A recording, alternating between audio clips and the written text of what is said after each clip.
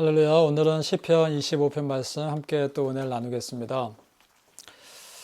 자, 여러분, 하나님과 우리 사이에 친밀한 관계를 방해하는 것이 무엇일까요? 그것은 우리가 짓는 죄입니다. 그것이 하나님과 우리 사이를 가로막는 장애물이 됩니다. 왜냐하면 절대 선을 가지고 계신 그 하나님께 우리의 죄가 있는 채로 하나님께 나아갈 수가 없기 때문입니다. 이것이 하나님과 우리 사이를 가로막는 막힌 담이 되는 것입니다. 이것을 해결하기 위해서 그 아들 예수 그리스도께서 십자가에서 우리 죄를 대신 지시고 죽으셔야 했던 것입니다. 에베소서에 보면 그 말씀을 잘 풀어서 말씀하고 있습니다. 에베소서 2장 말씀 참고로 보겠습니다. 이제는 전에 멀리 있던 너희가 그리스도 예수 안에서 그리스도의 피로 가까워졌느니라. 그는 우리의 화평이신지라 둘로 하나를 만드사 원수된 것 그 중간에 막힌 담을 자기 육체로 허시고 또 십자가로 이 둘을 한 몸으로 하나님과 화목하게 하려 하심이라. 원수된 것을 십자가로 소멸하시고. 아멘. 예수 그리스도의 십자가의 은혜가 하나님과 우리 사이에 막힌 그 죄의 담을 허무셨습니다. 왜냐하면 예수 그리스도께서 그 죄를 다 짊어지시고 죽으심으로 우리의 감당할 죄값을 대신 다 치르셨기 때문입니다. 믿으십니까? 그러면 이제 더 이상 장애물이 없는 겁니다. 그래서 우리는 그 아들 예수 그리스도의 이름으로 하나님께 나아갈 수 있는 것입니다. 여러분, 이것이 은혜고 기독교의 핵심적인 복음인 것입니다. 그 은혜로 우리가 살고 있는 것이죠. 다윗도요, 그래서 오늘 하나님과의 막힌 담이 없기 위해서 자기 죄를 낱낱이 다 고백하고 있습니다. 다윗도 그런 영적인 원리를 알고 있었던 것이죠. 자, 7절 말씀입니다. 여호와여, 내 젊은 시절의 죄와 허물을 기억하지 마시고 주의 인자하심을 따라 주께서 나를 기억하시되 주의 선하심으로 하옵소서. 지금 하나님 앞에서의 죄를 회개하고 있습니다. 여러분, 우리 하나님 믿는 사람의 죄는요, 하나님 앞에서의 죄입니다. 우리의 모든 죄는 하나님 앞에서 짓는 죄입니다.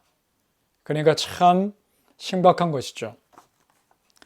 이렇게 회개하는 사람이야말로 하나님을 경외하는 사람이고 하나님을 두려워할 줄 아는 사람입니다. 하나님은 그런 사람에게 가까이 하십니다. 하나님은 하나님을 두려워하는 사람을 가까이 하시는 겁니다. 자, 14절을 봅니다. 여호와의 친밀하심이 그를 경외하는 자들에게 있으며. 회개하고 하나님께 낱낱이 다 고백하는 사람에게 하나님께서 가까이 하실 수밖에 없는 겁니다. 그런 사람은 하나님과의 막힌 담이 허물어졌기 때문입니다. 여러분, 어떠십니까? 하나님과 친밀한 관계를 유지하길 원하십니까? 그렇다면 하나님 앞에서 여러분 안에 있는 하나님과 여러분만이 아는 그 죄를 낱낱이 회개하시고 고백하시길 바랍니다. 그것이 먼저 우선돼야 하는 일이기 때문입니다.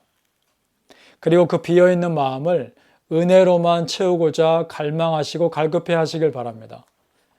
그러면 어떤 다른 조건 채워주지 않아도요, 하나님과 함께하는 것만으로도 기뻐하게 될 겁니다.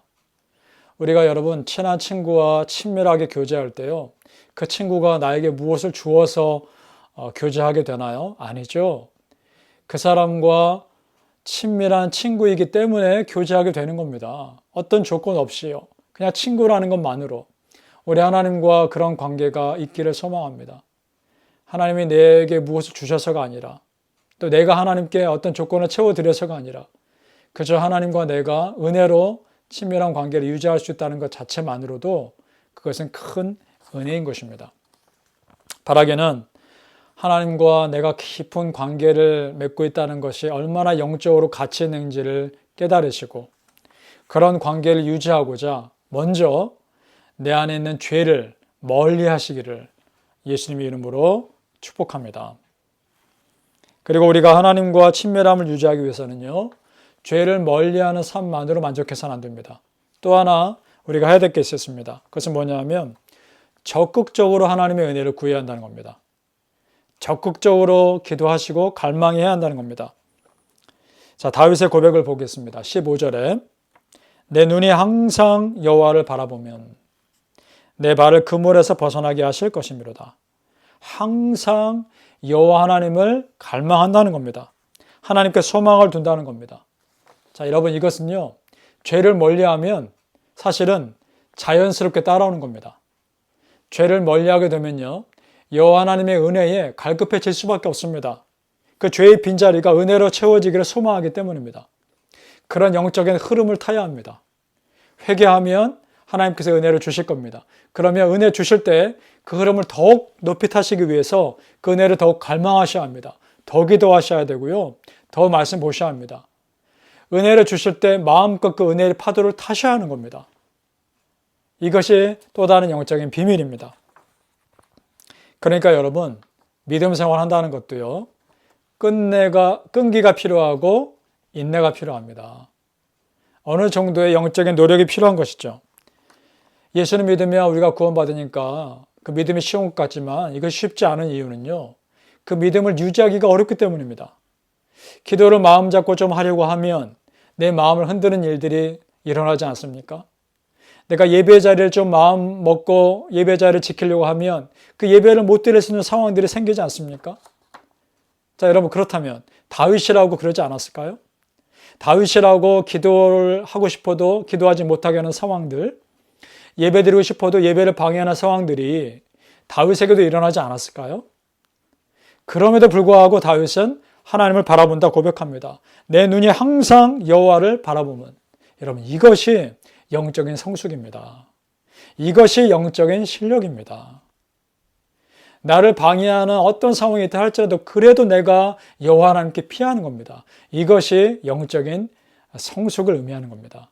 여러분 우리가 그럴 수 있기를 바랍니다. 그래서 20절 말씀에 이런 말씀이 있습니다. 내 영혼을 지켜 나를 구원하소서. 내가 죽게 피하오니 수치를 당하지 않게 하소서. 어떤 상황에서도 나는 주님께 피한다는 겁니다.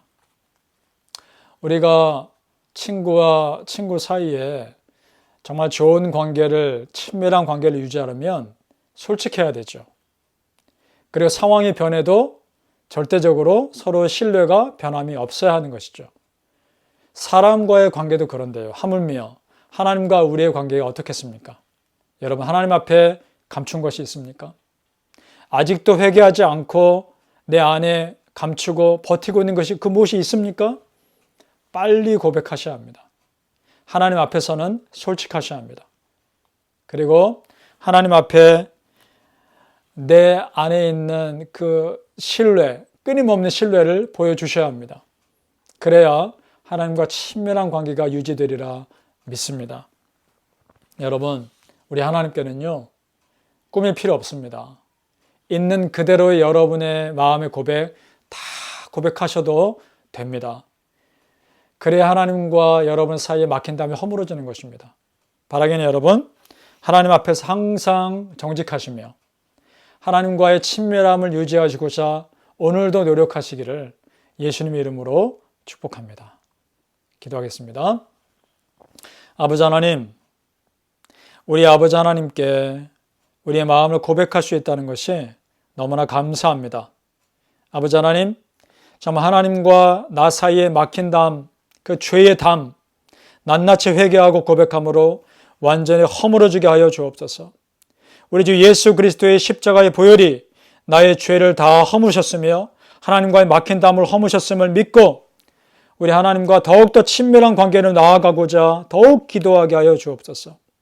내 기도를 방해하고 예배자의 자리를 방해한 어떤 상황이 있다 할지라도 그럼에도 불구하고 오직 여호와 하나님을 항상 바라볼 수 있는 영적인 성숙함이 우리 안에 있게 하여 주시옵소서. 하나님, 하나님과 그런 친밀한 관계를 유지하는 믿음 백성들 다 될 수 있도록 축복하여 주시옵소서. 예수님의 이름으로 기도합니다. 아멘.